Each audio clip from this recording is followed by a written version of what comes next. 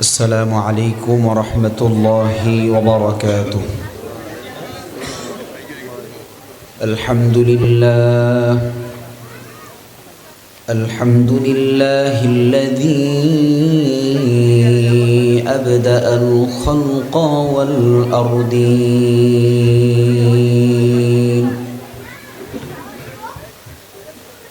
والصلاة والسلام على من كان نبيا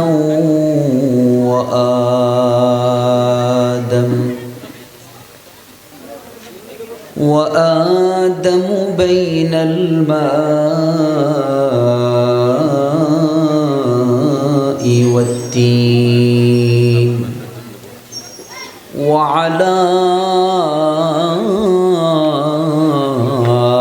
آله وأصحابه أجمعين. ونشهد أن سيدنا وحبيبنا ومولانا محمدا عبد الله ورسوله، صلى الله تعالى عليه وعلى آله وأصحابه وسلم، الذي أرسله بالحق بشيرا ونذيرا وداعيا إلى الله بإذنه وسراجا وقمرا منيرا. إن الله وملائكته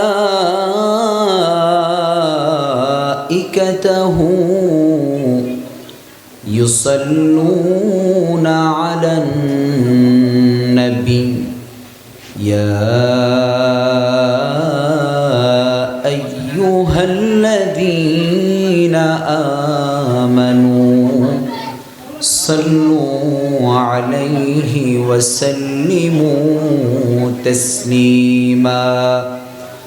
اللهم صل على محمد وعلى آل محمد كما صليت على إبراهيم وعلى آل إبراهيم إنك حميد مجيد. اللهم بارك على محمد وعلى آل محمد كما باركت على إبراهيم وعلى آل إبراهيم إنك حميد مجيد. بلغ العلا بكماله، كشف الدجى بجماله، حسنت جميع خصاله، صلوا عليه وآله.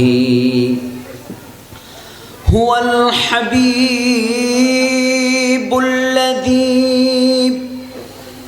ترجى شفاعته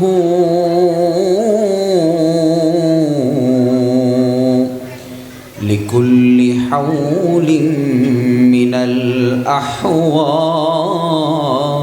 مقتحمي. بلغ العلا بكماله، كشف الدجى بجماله، حسنت جميع خصاله، সাল্লু আলাইহি ওয়া আলিহি। নবী নবী করে আর কত কাল আমি কাঁদব। নবী নবী করে আর কত কাল আমি কাঁদব।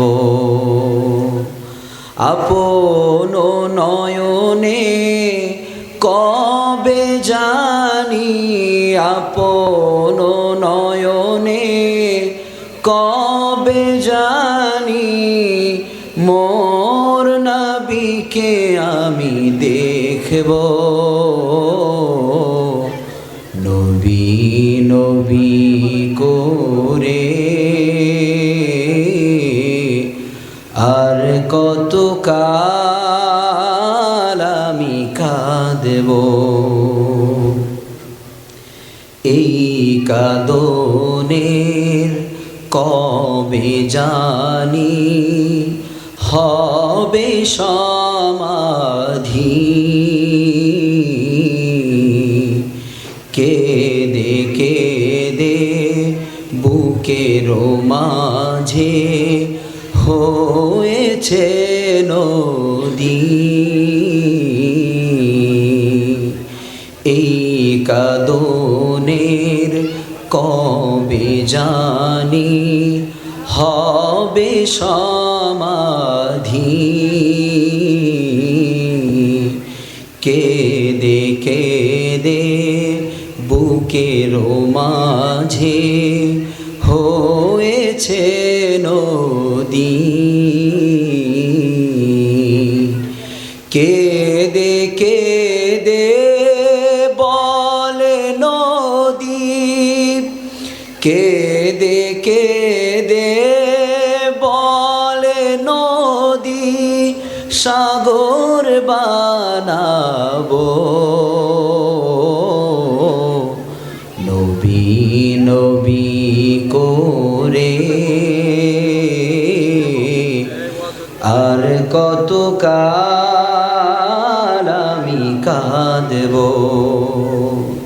আপন নয়নে আপন নয়নে কবে জানি, আপন নয়নে কবে জানি মোর নবীকে আমি দেখব।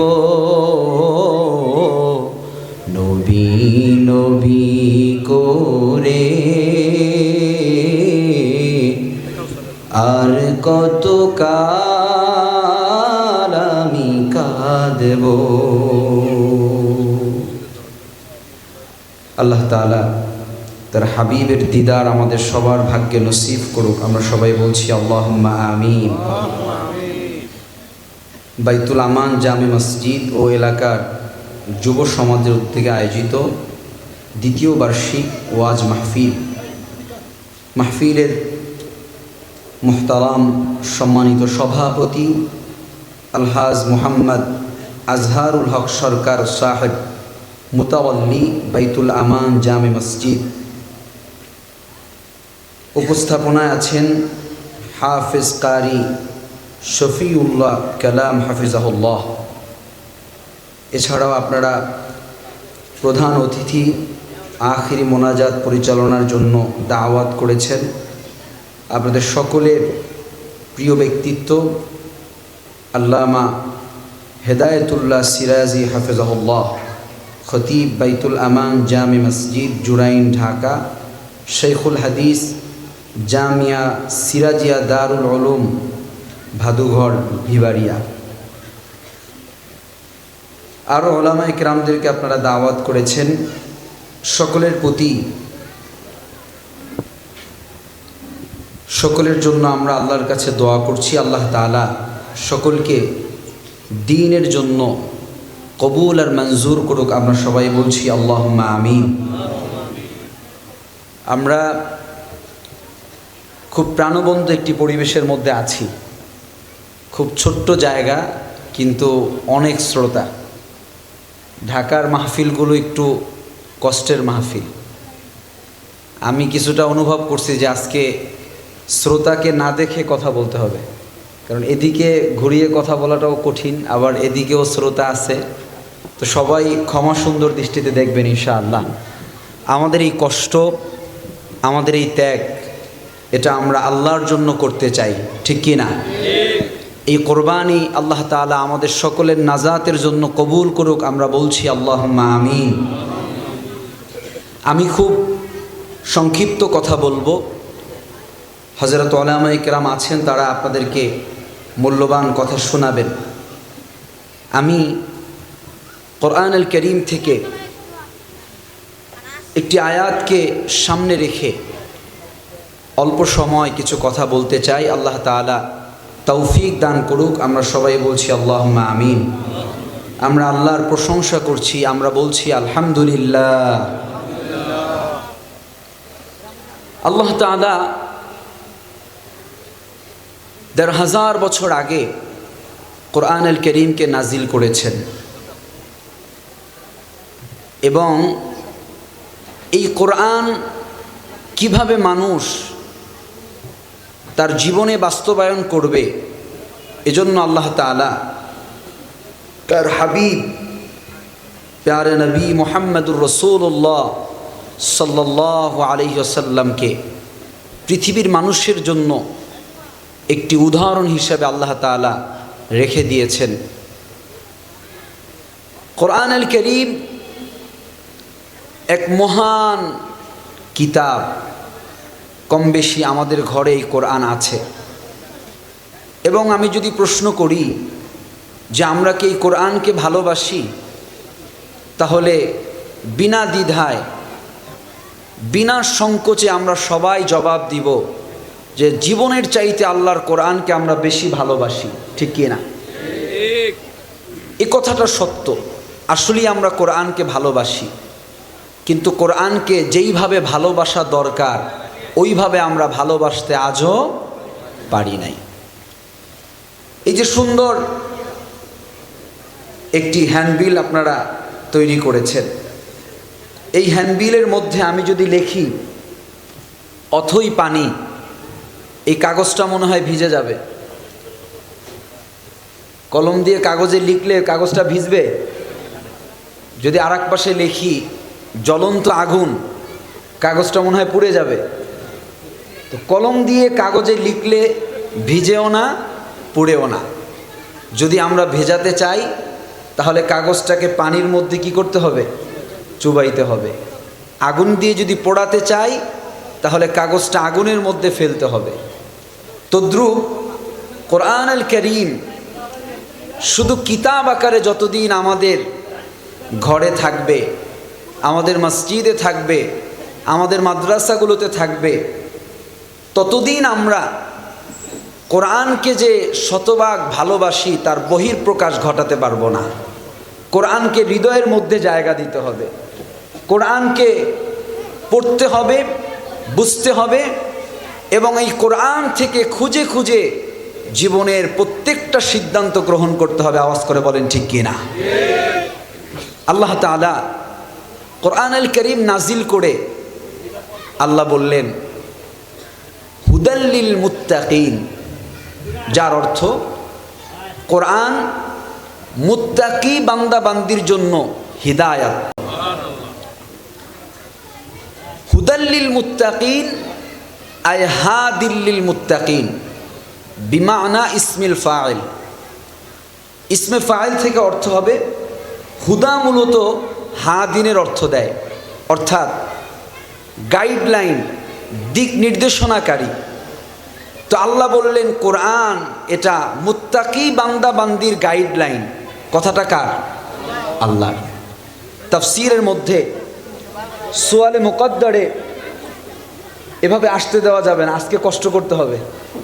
আমার যুবক ভাইরা একটু ঘোরায় পাঠান, আরও তো রাস্তা আছে, এই পিছনের বিল্ডিং দিয়ে রাস্তা আছে এখন। আচ্ছা, একটু কষ্ট করব আমরা আজকের দিনটা। মুফাসসিরগণ প্রশ্ন রেখেছেন যে গোটা পৃথিবীতে যত মানুষ আছে সব মানুষ মুত্তাকি না, সব মানুষ কি না?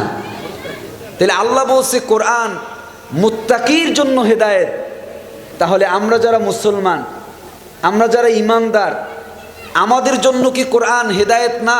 প্রশ্ন আসে কি আসে না? আল্লাহ তাআলা কোরআনুল কারীমের অন্যত্র এই জবাব দিয়েছেন। আল্লাহ বলেন, وَنَزَّلْنَا عَلَيْكَ الْكِتَابَ تِبْيَانًا لِكُلِّ شَيْءٍ وَهُدًى وَرَحْمَةً وَبُشْرَى لِلْمُسْلِمِينَ। হাবিব বন্ধু মুহাম্মদুর রাসূলুল্লাহ সাল্লাল্লাহু আলাইহি ওয়াসাল্লাম, আমি আপনার উপর কোরআনুল কারীমকে নাজিল করেছি তিবয়ানাল লিকুল্লি শাই। এই কোরআন আমি আপনাকে দিয়েছি সব কিছুর সমাধান হিসেবে। জোরে বলি সুবহানাল্লাহ। তিবয়ানাল লিকুল্লি শাই, যা কিছু আছে সব কিছুর সমাধান আল্লাহ তাআলা কোরআনুল কারীমে দিয়েছেন। জোরে বলি সুবহানাল্লাহ। আল্লাহর কথা সত্য না মিথ্যা? জোরে বলেন। সব কিছু বলতে একজন মানুষের জীবন চলার জন্য যত নীতির প্রয়োজন আছে, কি সমাজনীতি, কি রাষ্ট্রনীতি, কি পৌরনীতি, কি রাজনীতি, কি নারী নীতি, কি অর্থনীতি, এরকম যত নীতি দরকার আল্লাহ সব নীতি কোরআনুল কারীমের মধ্যে স্পষ্ট বর্ণনা করেছেন। জোরে বলি সুবহানাল্লাহ। আল্লাহ তাআলা বলছেন, হাবিব জীবন চলার জন্য যা দরকার এগুলো খোঁজার জন্য পৃথিবীর আধুনিক রাষ্ট্র আমেরিকায় যাওয়া লাগবে না, ইউরোপে যেতে হবে না। আপনি শুধু এই কোরআনের মধ্যে চোখ বুলান, এই কোরআনের পড়তে পড়তে মানবতার কল্যাণের জন্য, মানবতার মুক্তির জন্য সব কিছু একজন দিয়েছেন। আওয়াজ করে বলেন, তিনি কে? আল্লাহ। বিজ্ঞানের যত শাখা প্রশাখা আছে, কি ফিজিক্স, কি বায়োলজি, কি তথ্যোলজি, কি থিওলজি, কি বোটানি, সব কিছু আমার আল্লাহ কোরআনুল কারীমের মধ্যে খুলে খুলে বয়ান করেছেন। এরপরে আল্লাহ বলেন, ওয়াহুদা ওয়া রাহমা, কোরআন হলো হেদায়েত, গাইডলাইন। কোরআন হলো রহমত, ওয়া বুশরা, শুভ সংবাদের বাহন। কোরআন মানুষদেরকে সুসংবাদ দেয়। লিল মুসলিমিন, গোটা পৃথিবীতে যত মুসলমান আছে সকল মুসলমানের জন্য কোরআন হলো হেদায়েত। জোরে বলি সুবহানাল্লাহ। আমরা আল্লাহর কাছ থেকে দুইটা উত্তর পেয়ে গেলাম। আল্লাহ বললেন হুদাল্লিল মুত্তাকিন, হুদাল্লিল মুসলিমিন।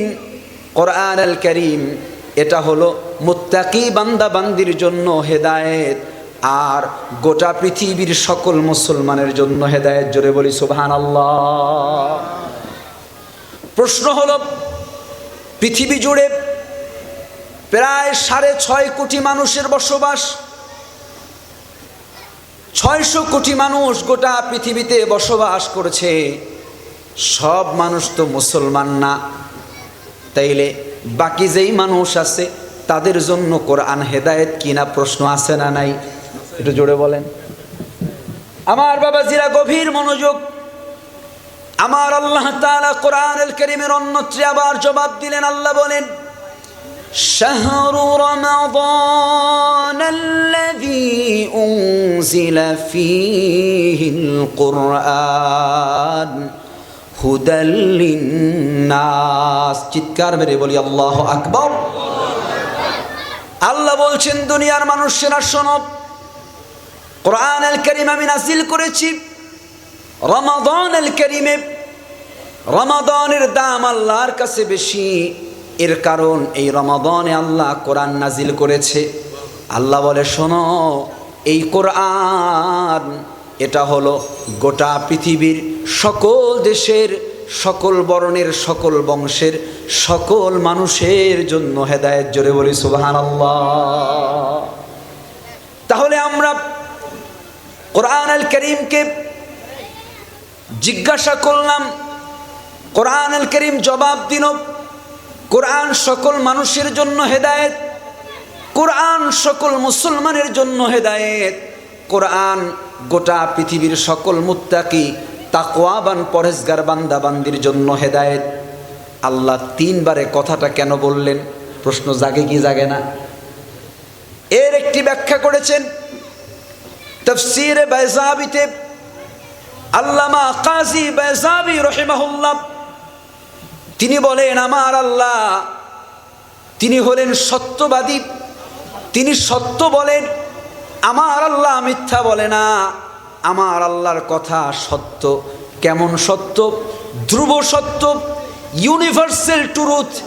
এর চাইতে আর কোনো সত্য বাক্য, সত্য কালাম হতে পারে না। জোরে বলি সুবহানাল্লাহ।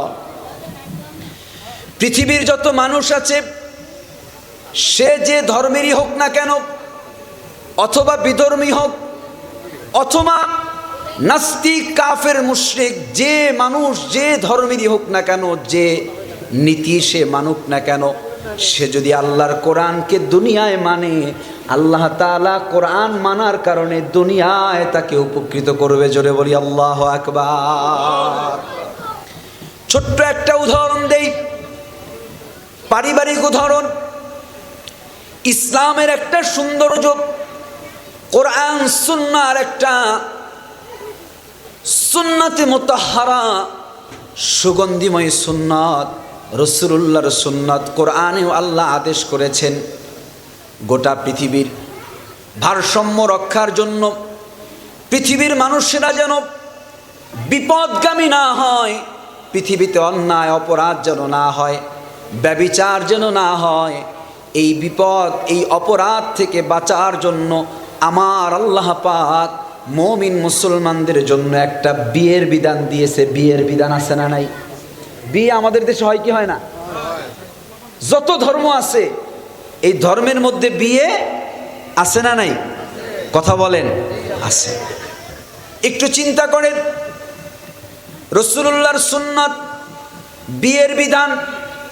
কোরআন আল কারীমে আল্লাহ বলেন, فانكحوهن ما طاب لكم من النساء مثنى وثلاث ورباع। আদেশটাকার আল্লাহ বললেন, তোমরা বিয়ে করো দুই দুই মানে দুইজন, তিন তিন মানে তিনজন, চার চার মানে চারজন। শোনো, চারজনের মাঝে যদি তোমরা ভয় করো, ইনসাফ করতে পারবা না, সুষম বন্টন নীতি মেনটেন করতে পারবা না, তাহলে তোমরা একজনকে বিয়ে করো। জোরে বলেন, কয়জনকে? যদি এমন হয় একজন আরো ভরণ পোষণ, শারীরিক চাহিদা সব যদি পূরণ করতে না পারো, তাইলে বিয়ে আর করবা না, রোজা রাখো। বিধানটা কার? তাইলে ইসলামের বিধান বিয়ে করা। ইসলামের বিধান কি? প্রাপ্তবয়স্ক হলে কি করতে হবে? বিয়ে করতে হবে। বিয়ের মাধ্যমে পৃথিবীতে মানুষের অস্তিত্ব টিকে থাকে। সুবহানাল্লাহ কইলেন না? যারা বিয়ে করে নাই, তাদের ছেলে মেয়ে আছে, তাহলে তার জীবন ওইখানে কি শেষ, তার কোনো অস্তিত্ব থাকলো না। এজন্য আল্লাহ বিয়ার বিধান দিছে। সুবহানাল্লাহ কইলেন না? আমার যদি সন্তান না থাকে, তাইলে আমার জীবন কি এই পর্যন্তই, আমার আর কোনো প্রজন্ম থাকলো না। তো এই বিধানটা কে দিয়েছে? আল্লাহর এই বিধান গোটা পৃথিবীর মানুষ গ্রহণ করেছে। লাভবান হয়েছে না ক্ষতিগ্রস্ত হয়েছে?